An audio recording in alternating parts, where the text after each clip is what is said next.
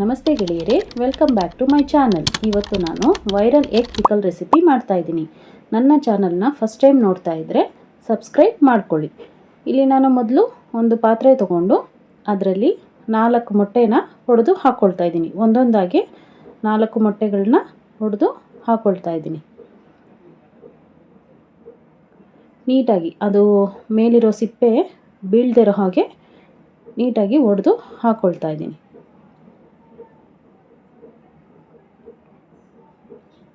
ಇದಾದ ನಂತರ ಒಂದು ಅರ್ಧ ಸ್ಪೂನ್ ಉಪ್ಪು, ಅರ್ಧ ಸ್ಪೂನ್ ಖಾರದ ಪುಡಿ,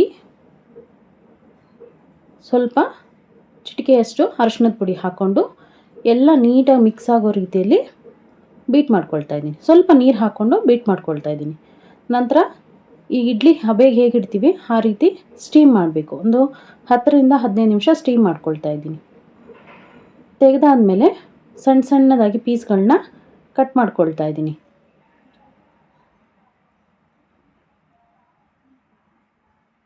ದಪ್ಪ ಬೇಡ, ಪನ್ನೀರ್ನ ಹೇಗೆ ಕಟ್ ಮಾಡ್ಕೊಳ್ತೀವೋ ಹಾಗೆ. ಚಿಕ್ಕದಾದರೆ ಚಿಕ್ಕದು ಕಟ್ ಮಾಡ್ಕೊಳ್ಳೋಣ. ಕಟ್ ಮಾಡಿಕೊಂಡು ಪಕ್ಕದಲ್ಲಿ ಇಟ್ಕೊಂಡು ಒಂದು ಸ್ಮಾಲ್ ಪ್ಯಾನ್ ತೊಗೊಂಡು ಅದರಲ್ಲಿ ಎಣ್ಣೆ ಹಾಕ್ಕೊಳ್ತಾ ಇದ್ದೀನಿ.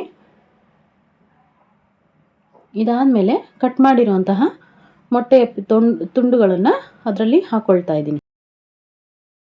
ಪನ್ನೀರ್ ಥರ ಕಟ್ ಮಾಡಿ ಇಟ್ಕೊಂಡಿದ್ವಲ್ಲ ಅದನ್ನು ಹಾಕ್ಕೊಂಡು ಎಲ್ಲ ಎಣ್ಣೆಯಲ್ಲೇ ಸ್ವಲ್ಪ ಹೊತ್ತು ಫ್ರೈ ಆಗಬೇಕು.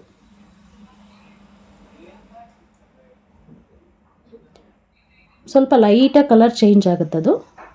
ಸ್ವಲ್ಪ ಕಂದು ಬಣ್ಣ ಅಂದರೆ ಬ್ರೌನ್ ಕಲರ್ ಬರೋ ಥರ, ತುಂಬ ಬೇಡ, ಸ್ವಲ್ಪ ಬರೋ ಹಾಗೆ ನೋಡಿ. ಇವಾಗೆಲ್ಲ ಆಗಿದೆ.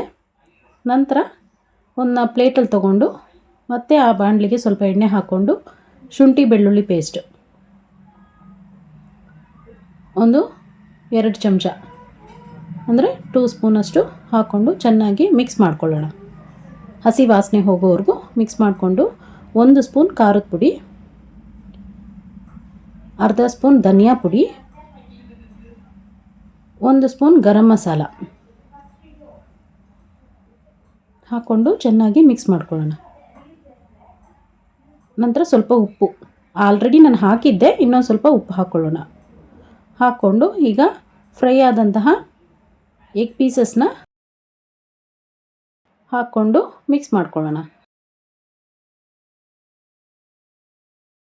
ಉಪ್ಪು ಖಾರ ಎಲ್ಲ ಆಲ್ರೆಡಿ ಇರುತ್ತೆ, ಮತ್ತು ಇನ್ನೊಂದು ಸತಿ ಈಗ ಎಣ್ಣೆಯಲ್ಲಿ ಹಾಕಿರೋದ್ರಿಂದ ಇನ್ನೊಂದು ಸ್ವಲ್ಪ ಚೆನ್ನಾಗಿ ಉಪ್ಪು ಖಾರ ಗರಂ ಮಸಾಲ ಎಲ್ಲ ಟೇಸ್ಟು ಹಿಡಿಯುತ್ತೆ. ನೋಡಿ ಈಗ ರೆಡಿಯಾಗಿದೆ. ಲಾಸ್ಟ್ ತಣ್ಣಗಾದ್ಮೇಲೆ ನಿಂಬೆಹಣ್ಣು ಹಾಕ್ಕೊಳ್ಳೋಣ. ಈ ಚಾನಲ್ ನಿಮ್ಗೆ ಇಷ್ಟ ಆಗಿದ್ದರೆ ಲೈಕ್ ಮಾಡಿ, ಶೇರ್ ಮಾಡಿ, ಕಮೆಂಟ್ ಮಾಡಿ. Thank you.